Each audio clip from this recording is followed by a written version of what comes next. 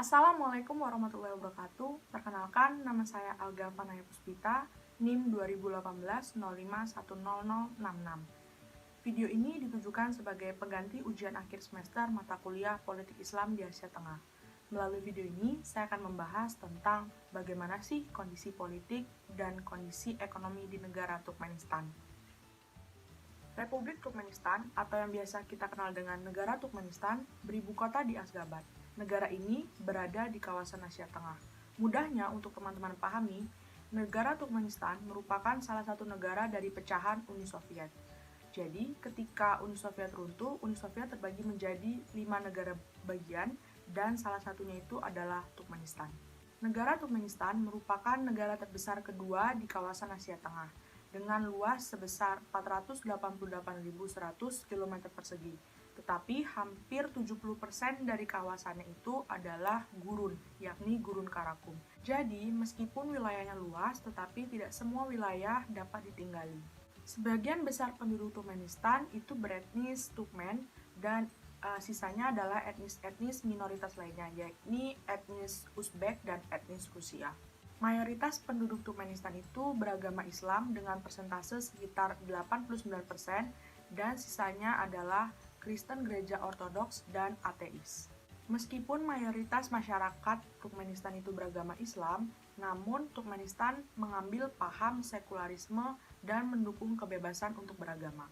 Hal ini tertuang dalam Undang-Undang Turkmenistan, yakni Undang-Undang tahun 1991 tentang kebebasan hati nurani dan organisasi keagamaan di Republik Turkmenistan, dan hal ini dilembagakan secara konstitusi pada tahun 1992. Syiar dan dakwah Islam di negara Turkmenistan tidak terlalu kental atau tidak terlalu terasa atau berdampak. Hal ini dikarenakan kurang adanya kebijakan tegas dari pemerintah, terutama sejak dipimpin oleh Saparmurat Niyazov. Terlebih, pengaruh ateis di negara ini cukup kuat karena lamanya negara ini berada di cengkraman kekuasaan komunis Uni Soviet. Sistem politik atau pemerintahan negara Turkmenistan yaitu sistem presidensial. Pasca pecah dari Uni Soviet, negara Turkmenistan dipimpin oleh Saparmurat Ataevich Niyazov yang terkenal akan kediktatorannya. Hal ini merujuk pada jurnal yang ditulis oleh Emma Shin yang berjudul Turkmenistan: A Case of Study on Dictatorships. Emma mengatakan bahwa kepimpinan Niyazov merupakan kepimpinan diktator eksentrik yang mengendalikan ketat negara Turkmenistan. Banyak hal-hal kontroversial yang dilakukan oleh Niyazov, beberapa diantaranya yakni mengganti nama pelabuhan, sekolah, jalan, kota menggunakan namanya. Bahkan beliau pernah mengganti nama bulan, yakni bulan Januari, menjadi Turkmenbashi. Niyazov meninggal dunia pada tahun 2005 silam, dan saat ini Turkmenistan dipimpin oleh Gurbanguly Berdimuhamedov yang konon cara memimpinnya tak kalah jauh beda dari Niyazov. Freedom House yang merupakan sebuah organisasi asal Amerika Serikat yang meneliti tentang demokrasi, kebebasan politik, dan hak asasi manusia secara konsisten menempatkan Turkmenistan di jajaran peringkat terbawah kebebasan dunia sejak Berdimuhamedov menjabat. Pasca merdeka dan hingga saat ini, negara Turkmenistan terkenal sebagai negara yang tertutup. Bahkan pada tahun 2019, Turkmenistan berhasil menggeser posisi Korea Utara sebagai negara dengan kebebasan media terburuk di dunia. Pemerintahannya sangat-sangat membatasi media dan internet serta menindak tegas perbedaan pendapat. Penggunaan internet di negara Turkmenistan sangat dibatasi penggunaannya. Bahkan dalam memposting sesuatu, masyarakatnya perlu berhati-hati. Karena apabila diketahui melakukan penghinaan atau pelecehan terhadap pemerintah, hukumannya dapat dipenjara selama belasan tahun. Bahkan, karena terlalu tertutupnya negara ini, negara Turkmenistan itu merupakan salah satu negara yang sangat sulit dikunjungi oleh wisatawan asing. Prosedurnya yang sangat sulit dan banyaknya persyaratan, mulai dari pengisian data hingga harus membuat surat pernyataan. Kebebasan di negara Turkmenistan sangat minim. Hal ini terbukti dari adanya kebijakan jam malam yang diberikan oleh pemerintah, dan kemudian juga setiap harinya banyak sekali polisi yang berkeliaran di negara ini, mulai dari jalanan, hotel, atau restoran, atau di transportasi umum. Hal ini bertujuan untuk mengawasi masyarakat agar tidak membicarakan hal-hal yang cukup sensitif seperti politik atau pemerintahannya. Negara ini cukup unik karena secara keseluruhan negara ini dikontrol oleh pemerintah. Jadi pemerintahan Turkmenistan itu memainkan peran yang sangat penting pada kondisi politik maupun kondisi perekonomian negara Turkmenistan.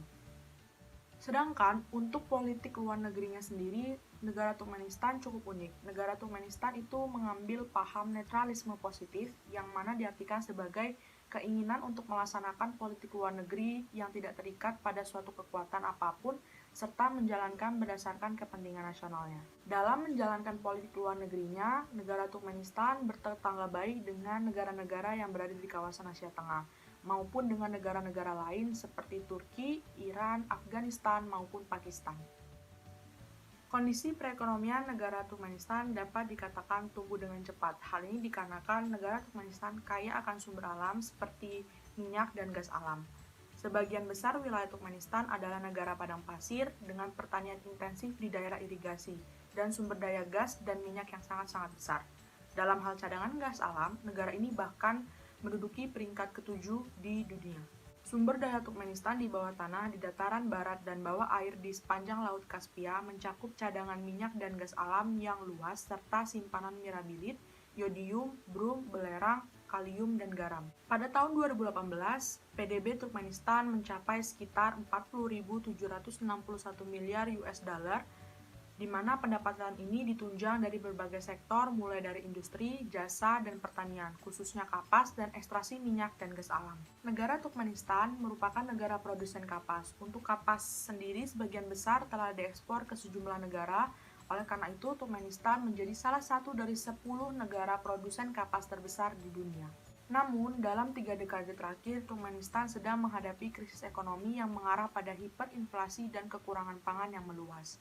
Profesor Stephen Hanke dari Cato Institute mencatat tingkat inflasi negara Turkmenistan setinggi 294% pada Juni 2018.